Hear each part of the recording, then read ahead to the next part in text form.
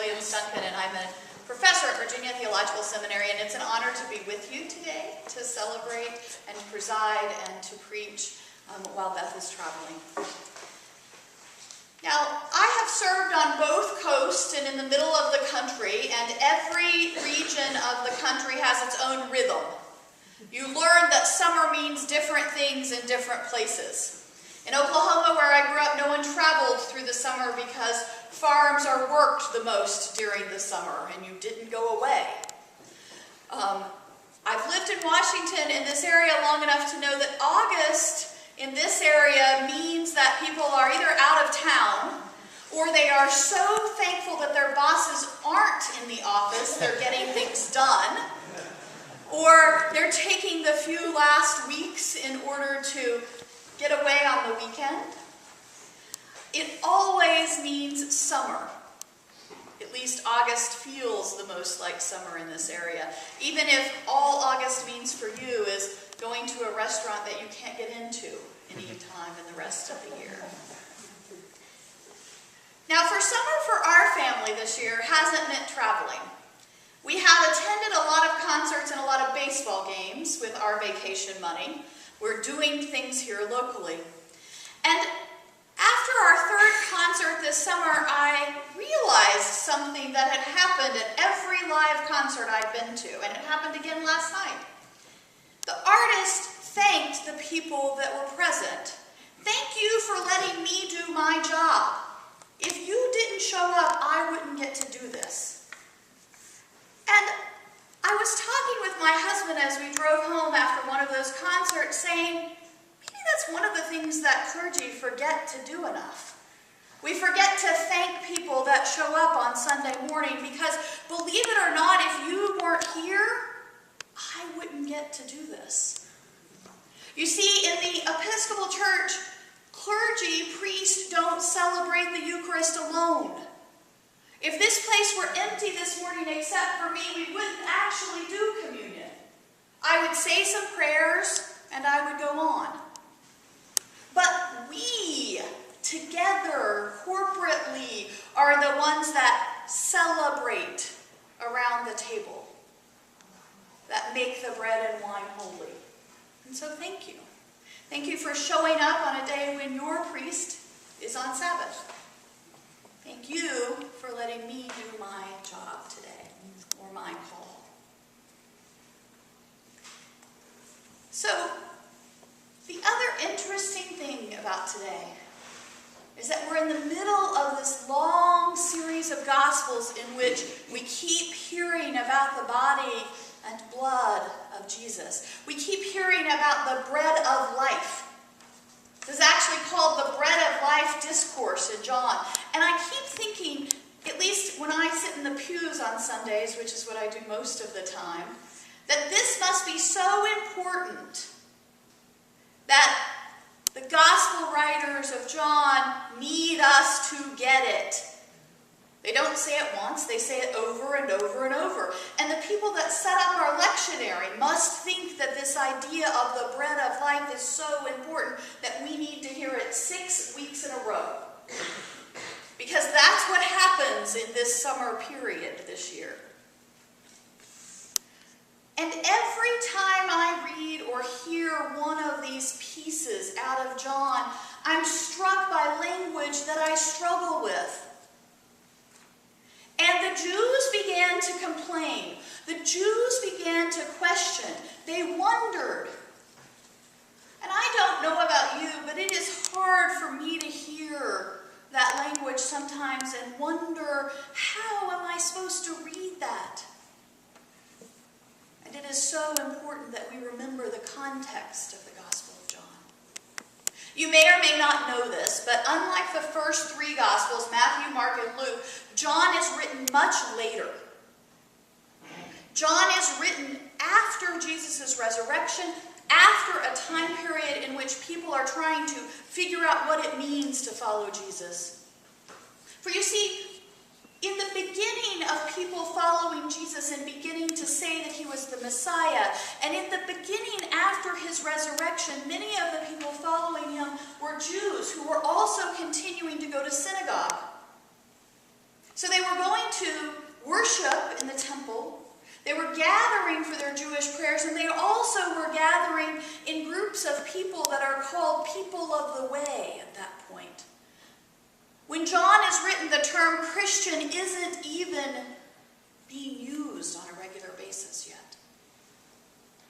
And the very most important thing that is happening during the writing of this gospel is that the people who follow Jesus are starting to distinguish themselves from their Jewish friends and relatives who do not think he is the Messiah. For years, several decades, this goes on. They continue to worship with their Jewish community and meet to gather on Sundays and talk about and tell the stories of Jesus' resurrection. They begin to invite other people to join them and to learn more about Jesus and his life and death and resurrection. And that is radical. The peace that Christianity brings to our understanding of God's relationship with humanity is that unique idea that your mother or your father or your owner, if you were a slave, did not need to approve you worshiping Jesus. You were welcome. Come, join us, hear these stories, learn more about this teacher who is the Messiah. And as this distinction starts to happen, there's more and more distance from those who are faithful to the Jewish tradition, who are still waiting for the Messiah, and those who believe that the Messiah has come in Jesus of Nazareth. Now remember, these are not strangers. These are parents and children, nieces and nephews, people who grew up in small towns together, discovering that they have radically different understandings of who the Messiah is. Whether the Messiah is to come or whether the Messiah has come. So all of the Gospel of John is about distinguishing identity for these people who have decided to follow Jesus. For these people who declare him the Messiah. For these people who are articulating what it means to be Christian. So it is in that context that we read John. It is in that context that we read these bread of life narratives. We are being told, as people who are Christian, that this body and blood, this bread and wine, are at the source of our wisdom. And then the lectionary designers throw in the first two readings that we had this morning. Readings about false wisdom. Readings about people who claim to give you something and then take it away. Readings that seem to say, if things are too good to be true, then they probably are. Readings that claim that if you come and join us, all will be easy. Readings that, for me, in our society today, ring so true. For some of us, that happens within our personal lives. People that promise us everything and deliver nothing or let us down. For some of us, it's within our professional lives, commitments we've made to institutions and organizations for decades that seem, at this point, to be forgotten. For some of us, it's about a bigger picture of looking at all that is happening in our society and just wondering, how did we get to this place? That is wisdom that is not grounded in God. Many would say that it is not even wisdom, actually, it is folly. is a promise that can't be fulfilled because it is a promise that is about tricking you. And instead, Jesus promises us something different. Jesus invites us to come and partake of his body and blood, of bread and wine, so that we might be part of him. And by being part of him, be part of what the Father has called humanity to do. For you see, when Jesus invites us through the bread and wine to become part of him, he does not invite us into a life of ease.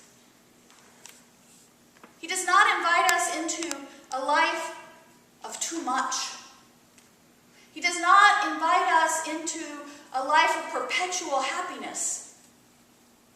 Jesus invites us into the life of Christ. The Christ who spoke the truth, even to people who had power over him. The life of Christ who suffered,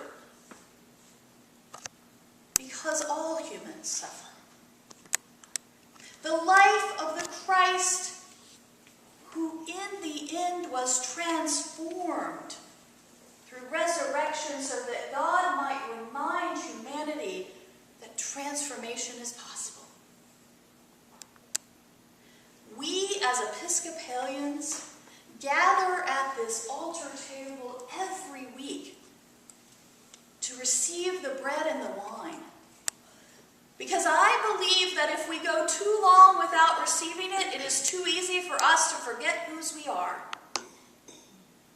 It is too easy for us to be caught up in the wisdom of the world, which doesn't actually fulfill us. And so every week when we come and we receive the bread and the wine, we open our hands and we open our hearts that we might be reminded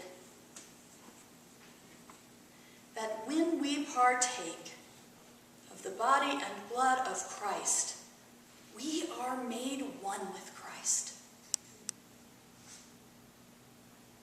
We are filled up so that we might go out into the world to be Christ's hands and feet.